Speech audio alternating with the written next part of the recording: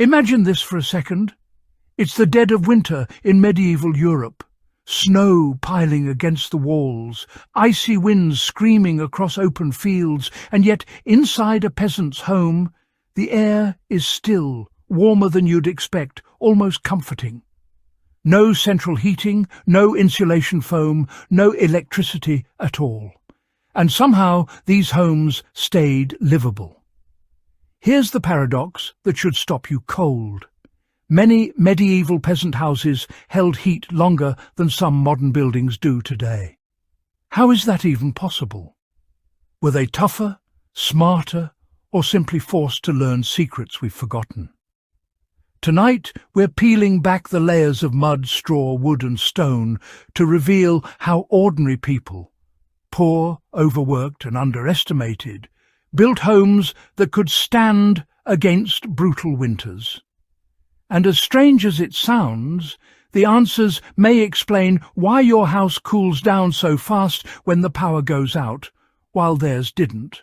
To understand this, you have to step into their world. Medieval peasants lived close to the land because survival demanded it. Winters weren't just uncomfortable, they were lethal. Crops stopped growing, animals died, fuel was scarce, and illness spread fast in the cold. So housing wasn't about comfort or style, it was about endurance. Over generations, peasants observed what worked and what failed. A house that lost heat quickly meant sickness or death, so designs evolved slowly but deliberately. In northern Europe, thick-walled longhouses appeared, shared with animals for warmth. In colder regions, homes were partially sunk into the earth. Even the placement of a house in relation to hills, forests and prevailing winds mattered. This wasn't written knowledge passed down in books. It was practical wisdom, learned through loss, memory and survival. Now, here's where it gets fascinating. Medieval peasant homes were thermal systems, even if no one called them that. First, the walls, made from wattle and daub, cob or stone, were thick, sometimes absurdly thick by modern standards. That mass acted like a battery for heat, absorbing warmth during the day from fires, bodies and animals, then slowly releasing it overnight. Imagine heating a rock versus heating air. One stays warm far longer. Then there's the earth itself. Many homes were built low or partially dug in, using the ground's stable temperature as natural insulation. Roofs were steep and packed with thatch, trapping air and shedding snow. Windows were tiny on purpose because glass was rare and heat loss was deadly. Even smoke played a role. Fireplaces and central hearths allowed smoke to linger, warming rafters and drying damp air. Nothing was wasted, nothing accidental. Every element worked together step by step to slow heat loss as much as possible. Here's the shocking part. Much of this still works today. Modern homes rely on constant energy input. Turn off the power and heat disappears fast.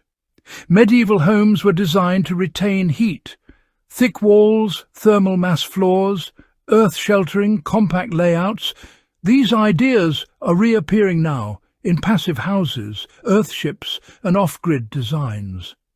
Even sharing heat sources, like clustering rooms or living spaces, mirrors how peasants lived communally during winter. You know what else? Animals indoors weren't just a necessity. They were biological heaters. Today we call that waste heat recovery. Medieval peasants just called it survival.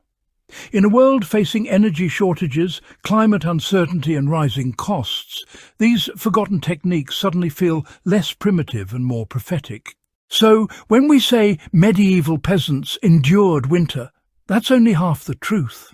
They engineered against it, quietly, patiently and brilliantly.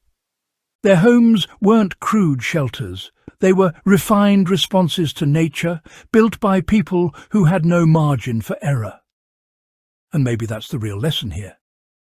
In chasing convenience, we forgot resilience. But these old walls, buried floors and smoky rafters still whisper answers to modern problems if we're willing to listen. Because sometimes the future of survival isn't hidden in new technology. It's buried beneath the foundations of the past. If this kind of forgotten knowledge fascinates you, stay curious, keep learning, and consider subscribing for more stories where history quietly teaches us how to survive what comes next.